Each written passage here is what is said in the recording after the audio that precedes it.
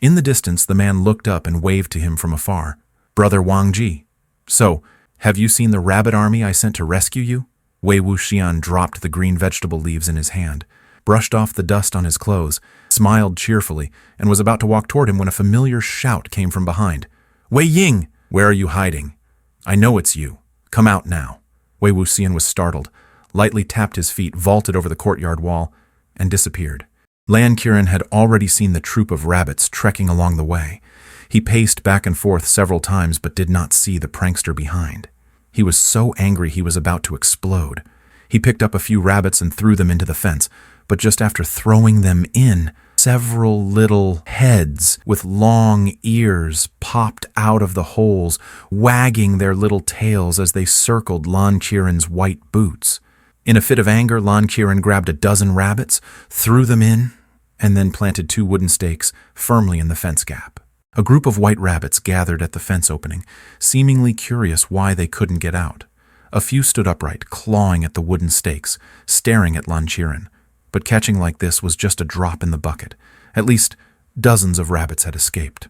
Lan Qiren hurried along the way, panting heavily. The rabbits scattered aimlessly, and some he chased actually ran toward the Lan family courtyard. Lan Qiren wiped the sweat steamed out under the blazing sun, recalling how he, the esteemed head of the Zhan sect, was personally catching rabbits. His face was about to twitch. He should have caught the mastermind first and made him kneel to clean up the mess. "Wangji, have you seen Wei Ying?" Lan Wangji nodded obediently and pointed toward the direction Wei Wuxian had disappeared. Lan Qiren, furious, commanded him, "You go back to study. I'll go catch that little brat." Lan Wangji returned to the room, but the side chamber was already flooded with rabbits, as if someone had accidentally disturbed a rabbit nest, scattering white rabbits all over the hill, making it hard even to find a spot to step. He shooed the rabbits around his feet carefully and walked cautiously toward his desk. He moved several crowded rabbits from the mat and desk aside and resumed reading his book.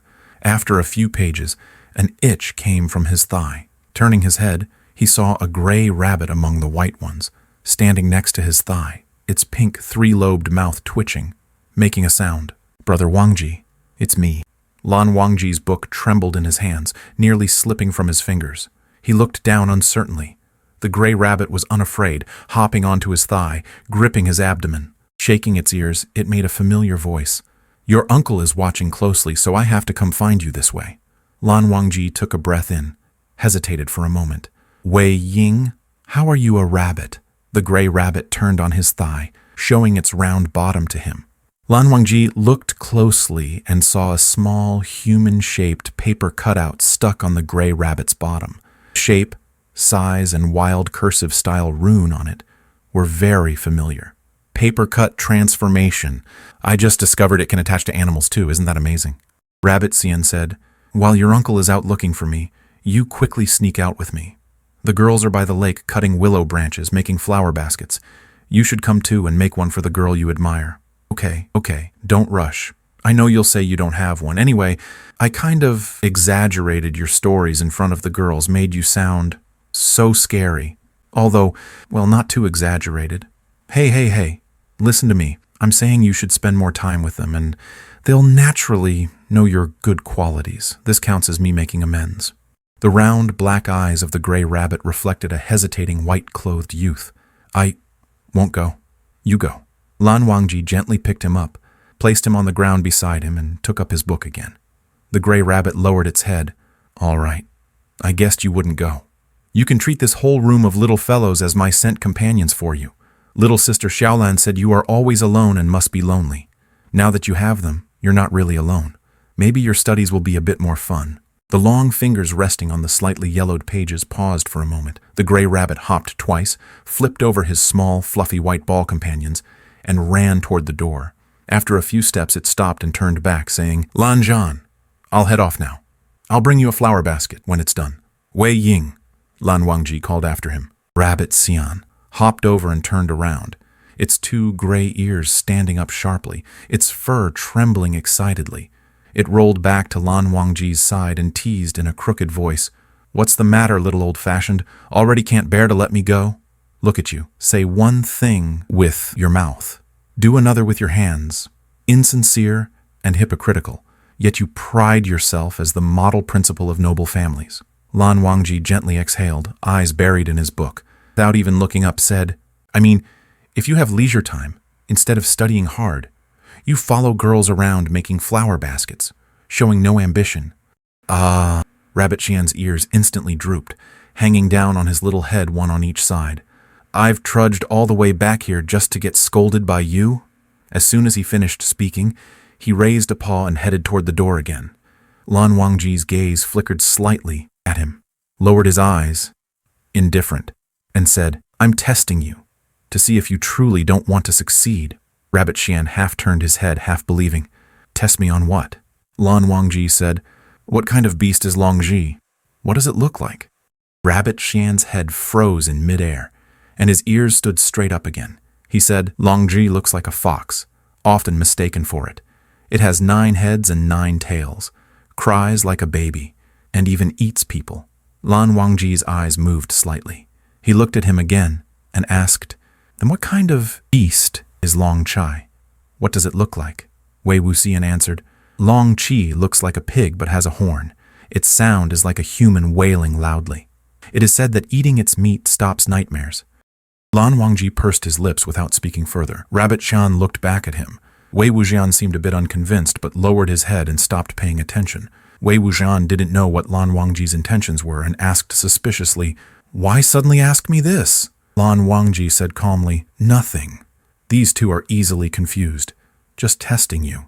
Wei Wuxian stared at him as if seeing a faint unwillingness hidden deep behind his expressionless face. Narrowing his eyes, he slowly and deliberately said, You are the one confusing them? Lan Wangji still said nothing, subtly turned his eyes away as if not wanting to see him. Wei Wuxian began holding back a laugh and said calmly, Old man Lan is quizzing you, and you got it wrong? Lan Wangji's icy, flawless face showed no color, but Wei Wuxian caught a faint blush at the tip of his ear. Feeling a rush of amusement, he thought that this little old-fashioned studied diligently every day, but still couldn't beat an idle fellow like him who had fun every day. Lan Wangji must be angry inside, but was too restrained to show it. He gave a pretentious cough without exposing him further, and thought for a moment. It's nothing. I've always liked reading the classic of mountains and seas as a pastime. Of course, I'm more familiar with it than you are. For mythical beasts, you have to look at pictures. I bet you're reading some dry text, probably memorized mechanically. Lan Wangji slightly moved and finally gave him a glance. Wei Wuxian said, I knew it. Your textbooks must be tougher to chew than bones, all flowery and archaic with strange characters and no pictures. Who wants to read that? If you memorize that, you might fly to the heavens.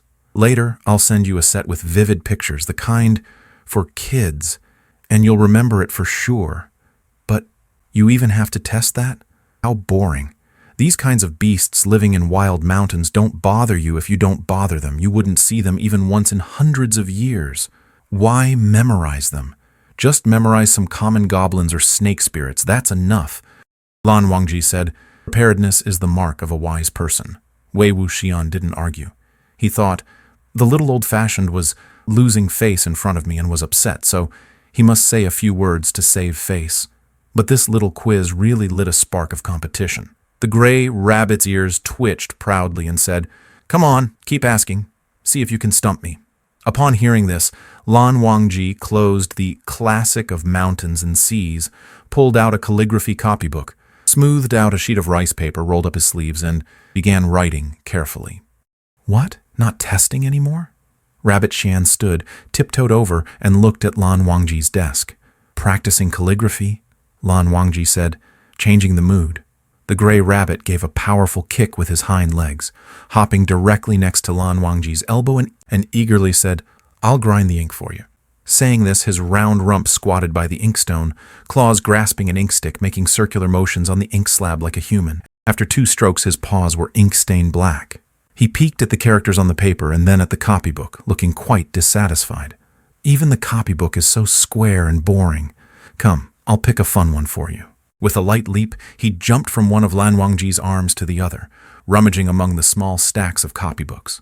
Lan Wangji's while and clean copybooks were soon stamped with a pile of messy black paw prints. Finally, one caught his eye. He grabbed a corner with his mouth, dragged it with a clumsy shuffle to Lan Wangji in front and said, This one's good."